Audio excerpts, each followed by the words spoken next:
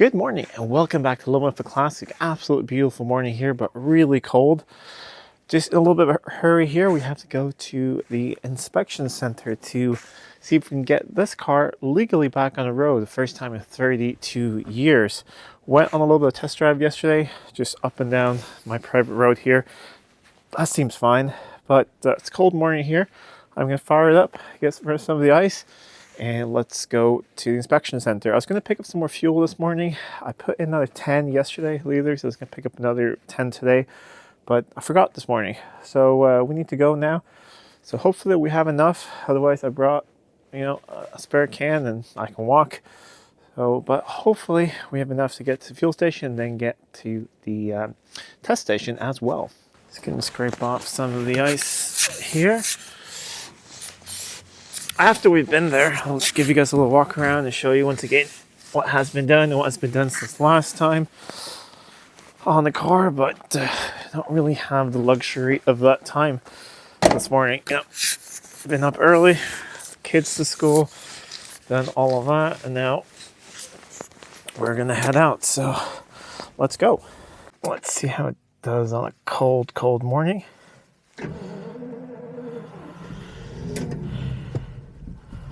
Come on.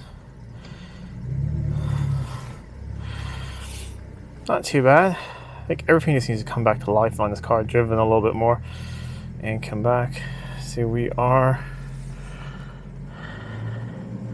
starting to charge, starting to build oil pressure. All right, we can start heading out. Yes, the headliner is down. That is something to do a little bit later. Have a new one on order for the customer, but now we just want to see if we can finish off sort of the mechanical bit of it back on the road.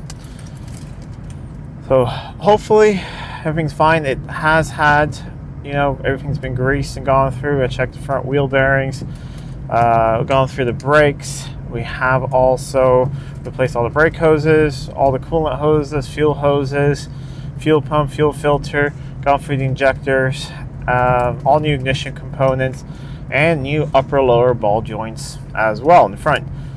So should be pretty good. Hearing some slight clunking a little bit. I think it could be upper shock mounts. They're pretty common. They don't look deteriorated, but that still could be the case.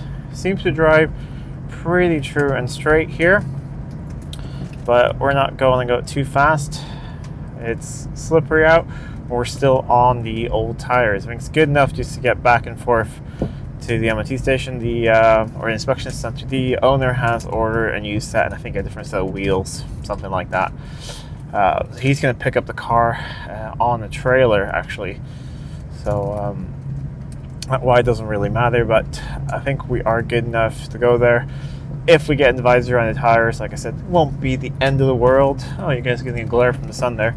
There we go. It won't be an end of the world just because he's picking up on the trailer, and it doesn't really matter. But as long as everything else is fine, we're good to go. But we are charging. We have pretty good oil pressure. Low fuel light is on, but I know I added some yesterday and I only drove it like 10 minutes after that. And temperature gauge is starting to move up, so that is good as well. I'm gonna get some fuel and then head on over to the test. Taking it pretty easy. The roads are a little slippery today, and we're on summer tires. Here in Sweden, of course, you have to have winter tires, except in 2 occasions. If your car is a classic, you actually don't have to, which is really odd, but you should. And if you're on your way to an inspection. So if you get stopped and there is snow on the roads and you have summer tires and you can prove that you're on the way to an inspection on the summer car, then you're technically fine. But I think if you were to get in an accident or something, I think you'd probably be liable, even if it's not your fault. But today it actually doesn't really count as winter roads here, even though it's a little icy. It is when there is, I think, literally snow. The minimum is snow in the edges of the road, and if there's that, even if the road is dry, clear, perfectly nice in the middle, and there's snow on the edges, and you're on summer tires when you're supposed to have a car with winter tires, then that's a no-go. Of course, like I said, these tires are a little bit on the old side, And if they do fail on them, that is completely fine. Like I said, they're not really that round, but we're like 65 kilometers an hour, and they're getting better and better. But after sitting for that long, is to be expected.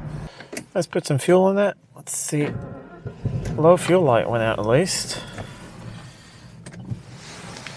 I do think that we have a couple of clunks. One of them I think definitely is shock bushings. Other one I actually think is the exhaust, because there's a slight clunk when you fire it up. I think that is the exhaust touching somewhere, so I'll have to have a look at that. We're at the inspection place now. I can actually walk under and have a look as well and see if it looks like it's, you know, possible to get the exhaust off and things, or if it's too rusty, or if it's just a heat shield. But yeah, fuel gauge moved a tiny bit, so that's good. I didn't fill it up to max now because I want to do that at home with jerry cans to make sure that all the sender units, the new seal I put around there, I want to make sure that that is fuel tight and not have a big leak here. But put in 20 liters with the 10 I put in yesterday. I mean, there should be, this gauge, I think, I found it before it reached a little low. I think 3/4 tank shows full. So I think we're really on the safe side. So now we'll drive the last about 5-7 minutes, and we'll go there. So I usually don't film during the inspection just because they're professionals doing their work and I don't want to disturb them. But I'll let you guys know how it goes afterwards. Well, wouldn't you know, a little while later, we passed. No advisories. Tires were actually asked him about it, and he said there were actually no cracks or dry rot, so he couldn't really fail them anything, but he agrees that it's a good thing that we're replacing them. Really good emissions, brakes were good, parking brake, everything is nice. So we are ready to head on home, and then when we get back, I'm gonna get a little warmer coat because I didn't realize how cold it actually is outside. And then I'll give you guys a little walk around, show what's been going on. I removed some of that stainless trim around the wheel arches, and it wasn't actually too bad underneath, but I'll show you that when we get back, and we can talk a little bit about how many hours it's taken to get to this point, just so you're aware what is involved with a car like this. The V12 has been sitting for about 30 plus years, and we're talking, this thing was not rusty or anything. It was just mechanical things and how many hours it actually takes to get one of these back on the road. And we haven't done anything cosmetic yet. Just, I mean, of course, when I have some things off in the engine bay, I've painted them. I've had them on the bench, like the expansion tank and things like that. But we haven't even washed it and cleaned it yet. I was planning on doing that last night, but it got really cold. So my hose was frozen. But just, that's one thing you need to be aware of. It does take quite a lot of time to get these, like I said, or any cars missing back on the road. However, he got a good price on the car, so I think for him it's definitely worth it. And also, like I said, a lot of XJSs are, you know, going around with original fuel hoses, which is a really bad thing. So just doing that is a nice thing, and just doing a tune-up, you know, most of them need that as well. Go through a distributor, make sure the weights are working, that's all working out, it accelerates really nicely. You know, plugs, wires, coolant hoses, water pumps. You don't really want a 40-year-old water pump. Yeah, there's that sound. And I checked, it is in the back. The one of the exhaust clamps is touching a heat shield. So I'm gonna see if I can just bend that heat shield a little bit, or if I need to remove the exhaust clamp. And I think with an induction heater I can get it off. But otherwise, not so bad. So we'll go through that, and I can sort of tell you about how long that takes, and yeah, look at the car. But I'm gonna head back now, and I'll see you guys in a little bit. Actually, out here in the sun, it's pretty nice. As you see, it's filthy dirty, but maybe a couple of hours I can actually give it a little bit of bath, or tomorrow is supposed to be a little warmer as well. But no advisories, back on the road. 32 years. Seems like it was inspected in 1994, but it was never driven then because the tax mark is from 93. But yeah, 31, 32 years and back on the road. So you see, I removed the stainless arches you've seen in previous videos, and there's dirt behind here, but as you see, we can get this off with a little bit of clay and a little polish. Actually, no rust behind there at all. Tiny bit, you know, where unfortunately there were screw holes. So just gonna put a little bit of rust proofing on those and it should turn out fine. Other than that, once the headline there, we're gonna do a little bit more of rust proofing and then fix a couple small things. I still have some issues with, I have fans working, but I can't get the servo heater motor working. Relays are clicking, I think something is stuck. We're gonna have a look at that. And when I was driving there, I had the oil pressure warning light come on when that was at a stop sign, but it was still showing good pressure on the gauge and just sort of flicker a little bit. So probably replace that sender.